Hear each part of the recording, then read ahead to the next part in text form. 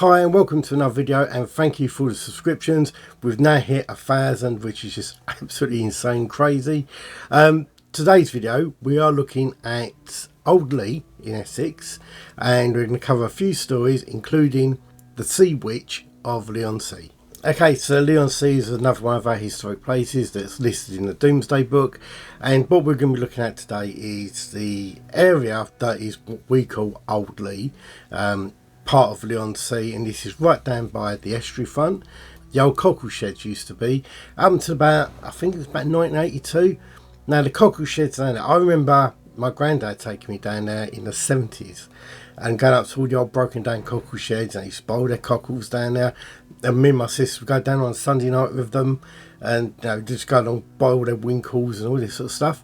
I remember it being quite a jolly place along there, and everyone would sort of be mucking in, and you see the fishermen bring up all their boats out to sea.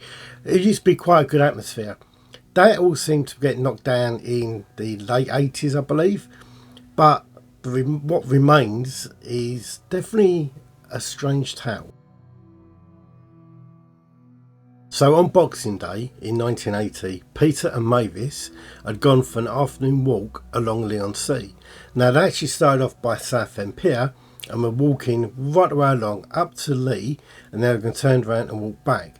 Now this is something they generally done every Christmas, and this year it happened to be a very mild winter, so they didn't really dress up that much, and they were walking along, and they got to the edge of Old Leigh just after Chalkwall coming down to Leigh, and Peter said, there's someone standing over there right out on the wharf. Now at Leigh you've got something called Bell Wharf, and back then it would have been where the cockle sheds really sort of started, and he said he could see a lady stand out on the point, and he said that the sea was really calm.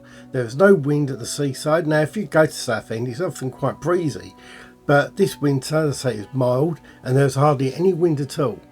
Mavis was straining her eyes to work out what Peter was pointing at.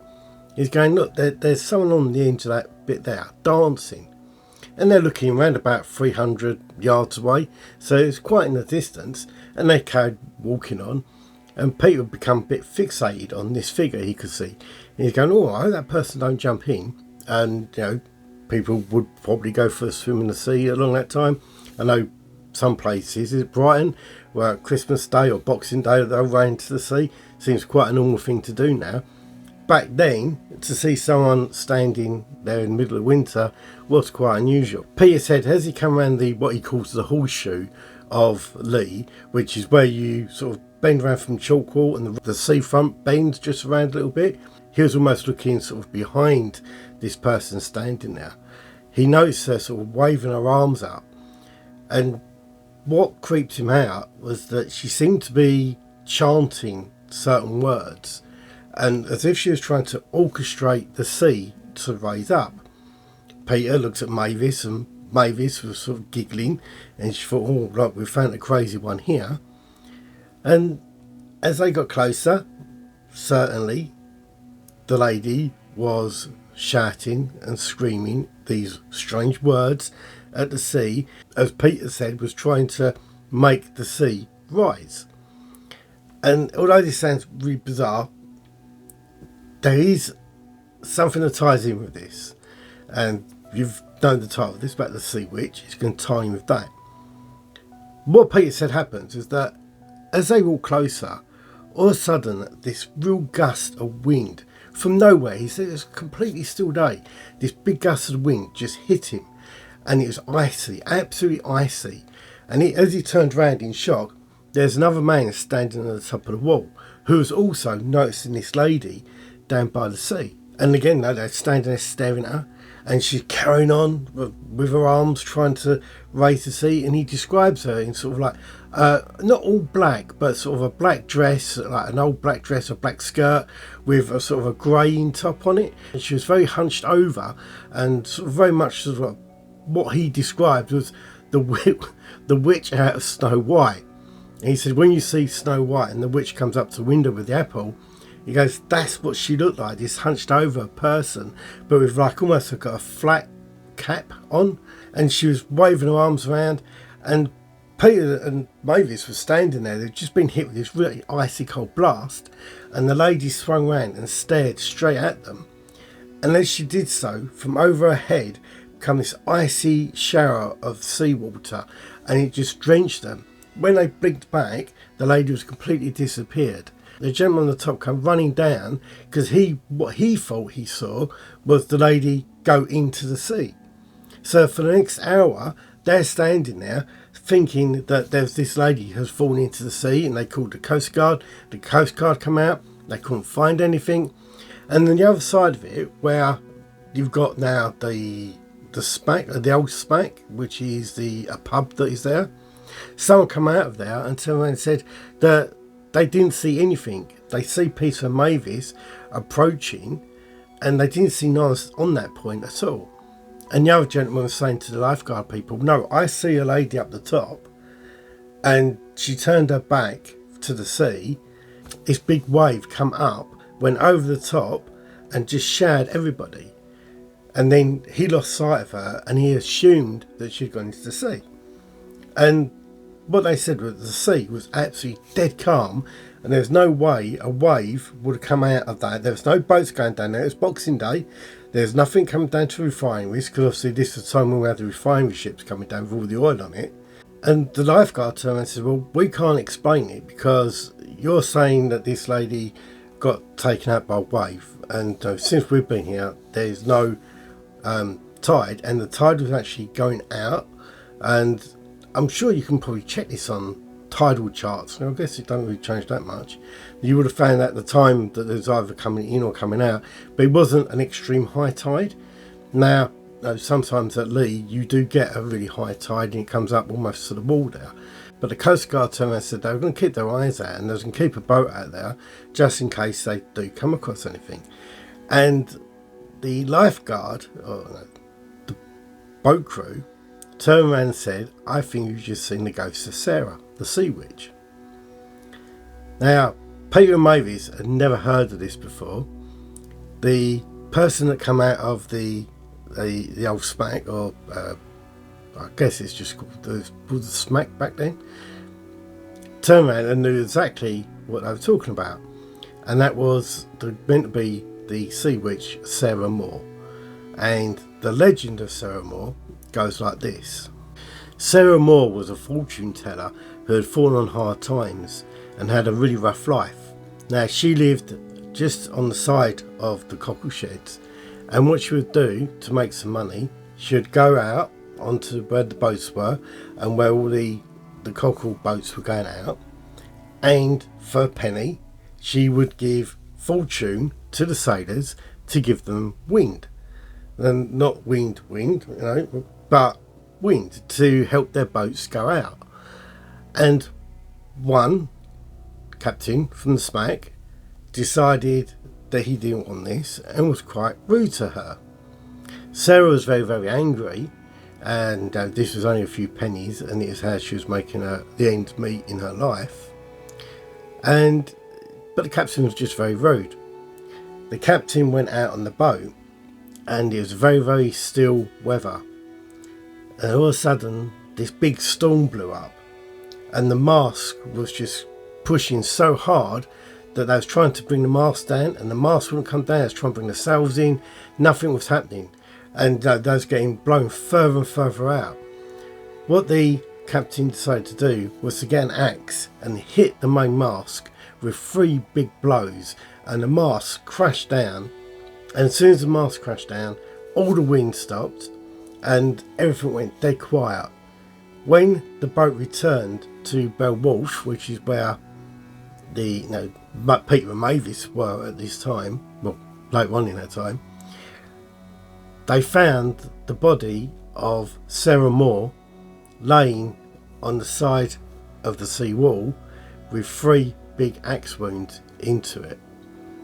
And now the captain blames the sea witch Sarah Moore for causing what had happened out on the sea and trying to end his life, and by axing the mask was replicated onto her, and that killed her. So that is the basic legend of Sarah Moore. Now we're going into a little bit more detail on this now. Years before this, Sarah Moore had been accused of setting fire to a child in her house. Now, Sarah said that the children had tried to break into her house and they knocked over a paraffin lamp, and as they exited, they caught a candle on their dress and the girl ran down the street burning and sadly passed away.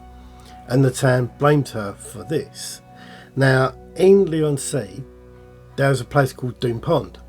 Now, this was where two witches, or people accused of witchcraft, had lost their lives during the witch hunts. And the rumour was, another side to this story was that her headless body, Sarah Moore's headless body, wasn't found at the side of the seawall. It was found dumped in Doon Pond. But again, these are two different myths, a bit mixed up. So what we do know is that the town blamed Sarah for the death of these children, and she became a bit of a hate figure, and it was making her life harder and harder to survive. And that's when she turned to begging and trying to do, I guess, fortune telling and all this sort of stuff, and trying to offer goodwill to sailors to make ends meet. Now, there's a great bit of information from Sid Moore, no relation. She's an author that has done a book called Doon Pond, and I've briefly seen excerpts of it online. It seemed good. I think it's a bit of a fictional stuff, but it uses it based on this. And of course, you've got the Sarah Moore pub. There's actually up in Leigh now. Now up on the south side in Leigh-on-Sea, there's a building now that used to be where Doon Pond was. Now, originally, apparently, some cottages collapsed. The cottages were meant to be the scene of two people losing their lives there before it collapsed into the pond. And then once that was taken away, they built a co-op there, and the co-op sunk into the pond, and now it's flats. And apparently they're quite hard to sell because people don't want to live on top of this Doon Pond. And it's going by what Sid Moore says, that underneath those flats there's a pump that pumps all the water out of the pond that makes the ground stable. So again, this is factual evidence coming into myth legends and mixing in the witch trials. So it's all coming into one. The other thing that we do know, that there's actually a registered death date of Sarah Moore, which was 1867, and the Great Surge on the Thames, or the Great Storm on the Thames, was meant to be 3 years after her death. Now, that is when a load of boats were destroyed, and in Sarah's storm that she was meant to have created, a load of other boats got destroyed, and that's why the captain was so angry, because a whole fleet had been taken. But the dates don't line up. But this doesn't account for what Peter and Mavis saw. Even if Sarah's sea witch isn't correct, there was a lady called Sarah Moore who used to stand there and offer good luck to the sailors, and she was not very well liked by the town. And is that the person that Peter and Mavis saw standing there trying to control the weather? Is that Sarah's ghost, and is that ghost still there today? Now, I think I'm a good husband and a good dad. I took my wife and daughter down there to film this, and we were walking along Bell Wharf, and I wanted to see what their reaction was, and they didn't know nothing about this at all, and they're only just finding this out now if they watch the videos, and they tell me they watched the videos, so we really could find out if they watched them now. And we got a little way down now, and my daughter and my wife both didn't like it and asked to come back, and they went back and sat in the car while I finished filming. Ironically, where I parked the car in the car park would probably be very much near where the sea witch was seen, on that edge point of the car park. But no, they didn't like it, and it gave them the creeps, and that was without me saying anything to them. So I guess sometimes there is this feeling that can be left in a location where bad things have happened, or negative feelings can be, And I don't know if they were picking up on that, but they certainly didn't like it. And they only just find this out now when they watch this video. Now, another tale that I have is from 1992, so we're getting more recent now. And this is of a gentleman walking his dog, and it was just a normal Sunday day, and he's walking along Old Leigh, and they come across this two elderly couple sitting on a bench by the wall, and he says afternoon to them, and they say afternoon back. They start talking, so it's a lovely day, isn't it? He stands there and chats to them, and he describes them as wearing quite old-fashioned clothing, and the gentleman was wearing sort of like very old, sort of like an old tweed jacket and tweed trousers, and she seemed to be dressed sort of like in like almost like 1940s gear. Now, in 92, well, back in the 90s, there's always something going on in Southend along the seafront. You know, you'd have charity drives, you'd have like war recreation stuff down there, you'd have the air shows and all that sort of stuff. It was quite a busy place. So for him, and due to their age, he just thought they were just how they dressed normally, or they were part of an event that was going on. And he's standing there talking, and this couple was sitting there eating their cockles, and he turned and goes, "Oh, I don't really like cockles." And the lady turned around and gave him a really sharp look.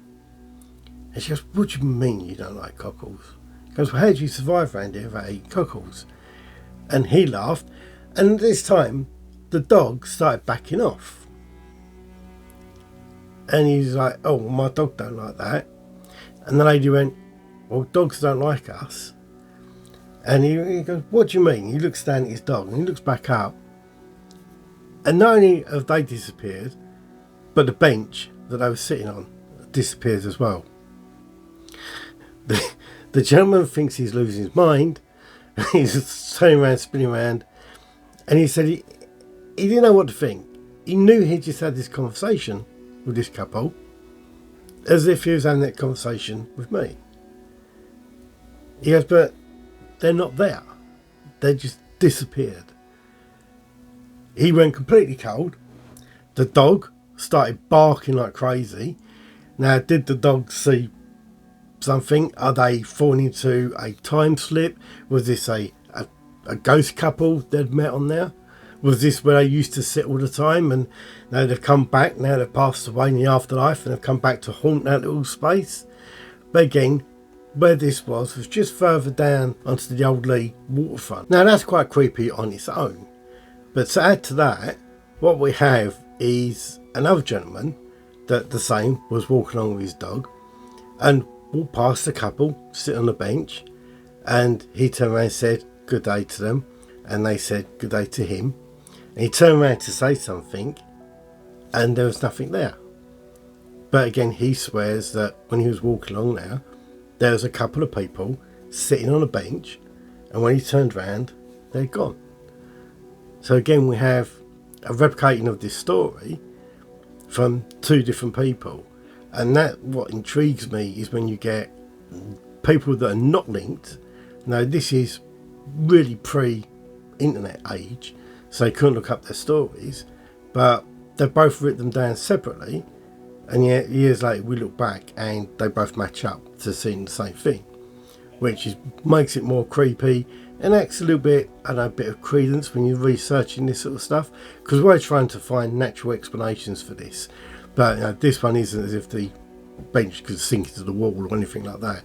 So it is a strange occurrence that we can't really explain. Now, you can't talk about Old Leigh without talking about the Peterboat. Now, the Peterboat has been very well known for a gathering point for bikers over many, many years. So bikers used to come from rides around London, and they'll end up at the Peterboat. And the atmosphere is really great. It's really pleasant. Over the years, I've been down there quite a few times, and it's just a lovely place. Now, what we know is that it's actually not the original building. The Peterboat was actually on the other side. Now, bizarrely enough, that was in 1757 that the first one was built, and it burnt down. I'm looking over it because I've got it all written down here. It burnt down in 1892, so years after Sarah was gone, so she had nothing to do with this. And so that burnt down in 1892. What is bizarre is that fishermen are seen sitting where opposite it would have been. Now there's some cottages there and there's a yard there, I believe, and they're seen sitting there as if they were in a bar. Now this report was only back in about 2000, so again it is a recent one, and this was listed on the paranormal database. Now I can't find that on there. I read the report, made a note of it because it's in my files, but I've gone back and I can't see anything on the paranormal database, and there's a few other stories on there that I can't find that I thought were on the paranormal database, but then don't seem to be there, so I can't add much to that. But I do know that the Peterboat, where it is today, is a plethora of ghost stories from so many people, from people that have worked there, people that have stayed there, people that have just popped in for a drink. So many weird things have happened in that pub. Now the common ones you get in all pubs, like glasses jumping off and all this sort of stuff, they're the run-of-the-mill ghost stories. One of them, what we have, is a smuggler. Now again, smuggling along that area was really common. It used to be, Leigh was like the main running to London, so all the ships used to stop there or moor up and use, again, the main location to get all the cockles for London over the years. And like all these sort of locations, there's always rumours of tunnels that go from pubs up in areas like up into Fundelsley, which is quite a distance to dig a tunnel. I'm sure they could find a better way of getting stuff up there. But what we have here is like, this is a ghost of a smuggler that is seen crawling along the cobbles outside the Peterboat and towards an alleyway along the side. And again, I say this is quite a regular sight. Now, a lot of people are drunk when they come out the pubs, aren't they? And I'm, as you know, open-minded skeptic. I could write this off as double vision from alcohol or something like that. But again, this is a regular report of an elderly gentleman dressed in very old clothing, old seafaring clothing, almost crawling towards an alleyway. Now, in the video, I'll go down the side of a few of these alleyways, because in some of these reports, we've got a ghost of a maid, or looks like a maid, down the alleyway that is sobbing and crying. Now, in the video, I'll show you this bit here where we go down the alleyway, and she's meant to be sobbing and crying down that part, and people have walked past and turned around, gone down to help her, and she disappears. Now again, that's not say regular, but these things have been reported a few times in the past, and you get one report and you just brush it off as something, but when you get repeated, it seems to like sticking. It's worth to make a note of it in local history. It sort of adds to the myth and legends of the area. What we have is a little girl by the front doors of the Peterboat that is seen to be crying and sobbing, and when people go to ask her if she's okay, she vanishes. And again, this is something that is reported way back to like 1914 right way up until about 1987. So this is again something that is known to older people that used to live down that area. Now when I was there, it was dark and we were walking down. It looked really surreal. It was like a very empty night, very quiet, and there's just a few people about, and you can imagine your mind playing tricks on you. And especially in the winter time when it's sort of like bitterly cold and the wind's hailing around there, you really could think that your mind could run away with you and imagine what it would be like, or you could hear the wind whistle and think it was someone crying or something like that. But it's definitely got an eerie vibe around it. Now the other pub down there is the Old Smack. Now this is near to the end, and the Old Smack is a Yay Old Smack, has had some different names over the years. Now this building dates back to 1691, so it's one that is older. Once again, built on the other side of the road originally, and burnt down in 1852 and relocated to where it is now. Now, before that, it was owned by Richard Goodland and his wife, Sarah Goodland. Now, Richard died at sea and Sarah took over the ownership of it. Now, Sarah is said to haunt the old site, which is again over the road, by where the station is. Now, where the stairs to the station and the trains are, that is the area of the lane that she's meant to haunt. And people have said that they've seen the ghost of a lady standing by the train tracks and walking across the train tracks, through the fence and through the bridge. And that falls in line with where the old smack would have been before it burnt down or made way. And I think this is probably why the other pub got moved over. Now, there is a dispute if the Peterboat actually got moved as much as the other pub, because of the way the train track went. But for argument's sake, we're going to stick that both of them got moved over the road for the train track to come through. But Sarah is seen to haunt that area there, and sometimes she's seen to be out towards the other end of Leigh, where she's meant to be waiting for her husband to return from sea. But her husband lost his life, and she's seen to be there crying and sobbing into the sea, wearing the same dress that she seemed to be coming across the train track. One of these sightings was in 1971 of a couple coming down the stairs from Leigh Station and walking down, and as they got to the bottom level of the stairs, the ghost of this woman walked right away through, completely in front of them and through the two walls that they were walking through. As you would, they completely froze, and then as the ghost passed through the wall, they done a runner. And I guess, I don't know, what do you do? I said that was a question I asked in my last video. Do you tell other people? And I've got to say thank you for all the comments in my last video. I've had so much fun, and what a pleasure it is to talk to you all in my videos, in the comments. And what a great community it's been. The amount of stories you told me about Epping and other places, it's just fantastic. And we've got people from San Diego, and we've got people from New Zealand, we've got people from Australia, and it's fantastic how far that video went. And I'm really enjoying making it and talking and communicating with you. And so yeah, keep hitting share, get as many people to watch it, and please keep the comments coming, because I've really enjoyed the last couple of weeks with all the replies we've been getting.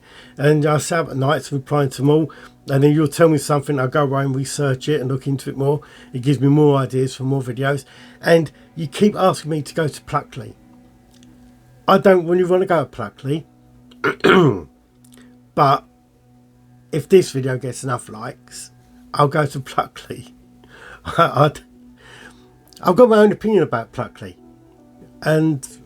but it's only like an hour down the road, so I will go there. This gets enough likes, I'll go there and I'll have a look at it, and I'll research the history on it. I know a lot of the history on it already, and I know a hell of a lot of the stories. I think I've got about 11 pages of handwritten notes I've done years ago on it, so we'll see how we go on it.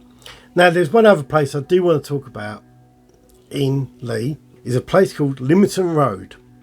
Now, this is something that came up years ago, and it's to do with an old coach house down there.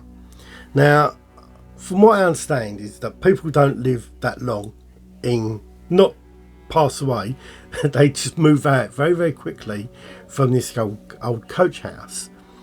And one of the stories that I have written down is of a young couple who took over the property, and they're sitting there in their living room at night time, and on a chair all of a sudden appeared an old man just sitting in their chair, and they completely freaked them out, so much so that they wouldn't go back into the house, and they put it on the market and sold it.